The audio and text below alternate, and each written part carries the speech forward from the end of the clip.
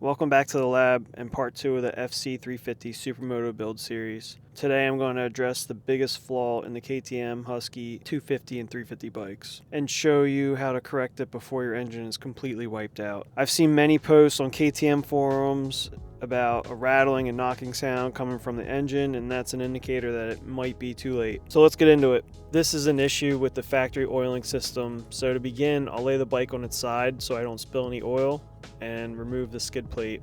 On the left side of the bike here, I'm removing the oil pump cover. It's a good idea to give this area a cleaning before removing the cover.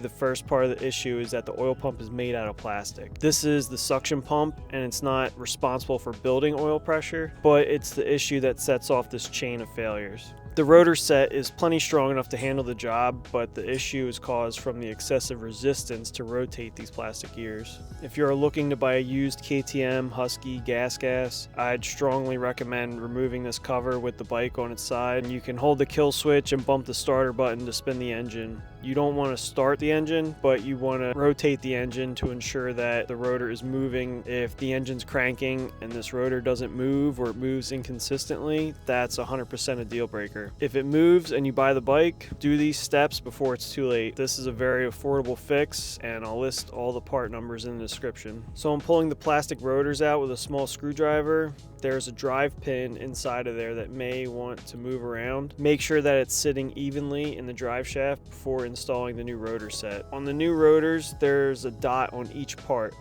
The dots go towards the inside of the engine, and make sure that the inner rotor is seated on the drive pin and sits all the way down against the engine case.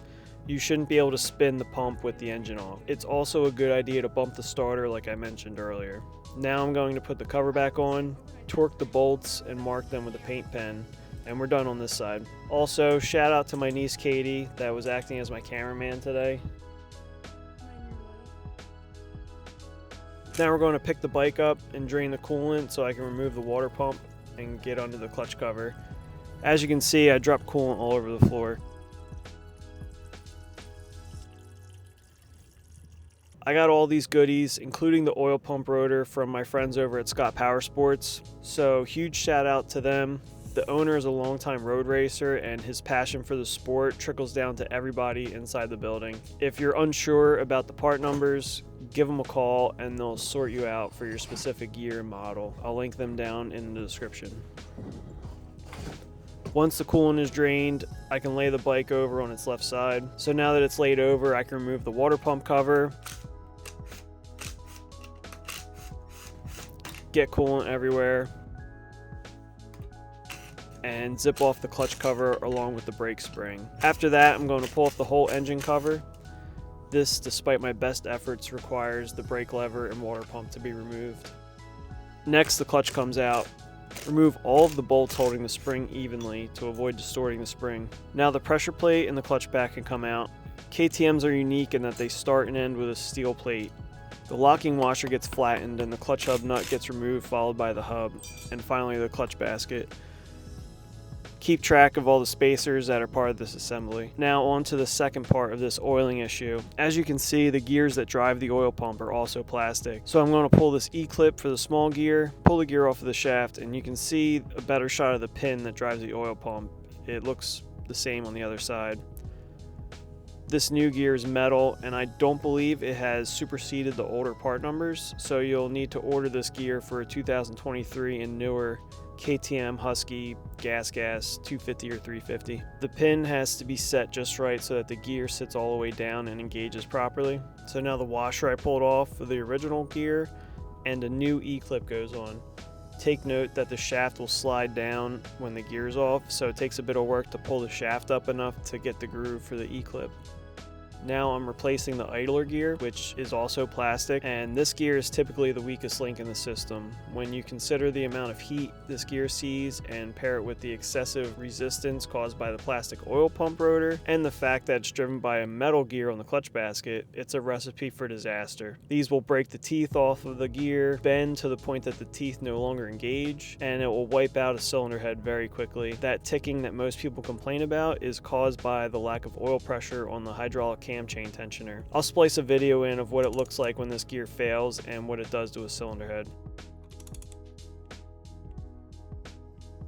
So in order to get the idler gear off, the primary gear has to be removed. So I'm going to rotate the engine until the dots line up on the primary and balance shaft gears, and I'll zip it off with an impact. This nut is left-handed thread. Now I can pull the intermediate gear, being cautious of the washer that lives underneath of it.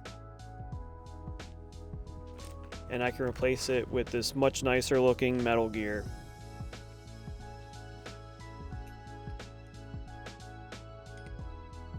Now the washer goes back on, followed by the new circlip. The primary gear goes back on with some blue Loctite on the threads and gets torqued to 74 foot-pounds. The clutch basket goes back on. Make sure the teeth are engaged with the oil pump idler. And that's followed up by the crowning jewel of this build, a Hinson slipper clutch. These are made by Suter, so you know it's a good product. I highly suspect that the lack of a slipper clutch is what led to the demise of my previous Supermoto build. So to me, this is the most critical part of this whole entire build. I'm just going to quickly disassemble the clutch to ensure that it's relatively clean inside and verify the weight of the spring that's in there. This kit comes with different springs to adjust the amount of slip. Once I get it back together, I'll put some red Loctite on the supplied nut and torque it down. Make sure the throwout mechanism is installed before putting the pressure plate on. Now I have to measure the thickness of the clutch pack. This measurement is critical to the operation of the clutch. Now I can feed the plates back in with the dowels in place. The pressure plate slips on and the bolts get installed and tightened evenly. Quick shout out to my buddy Gus for being the cameraman in this part of the video. I'll link his channels in the description. Now the engine cover goes back on, followed by the clutch cover and water pump. Finally, I'm going to change the oil and check the screen and filter. They both look clean, so now the drain plugs get safety wired and I'll fill up the oil. The mods I made to the oiling system are critical for the longevity of your 250 or 350 KTM, Husqvarna, GasGas, all the above. Again, all the parts and products I'm using will be linked in the description. If you want to tackle these mods on your own and have any questions, feel free to reach out. Stay tuned for part 3 where I'll finish up this build and make the bike look as good as it runs. As always, I'll leave links for my social media and email in the description if you want to get in touch. Thanks for watching.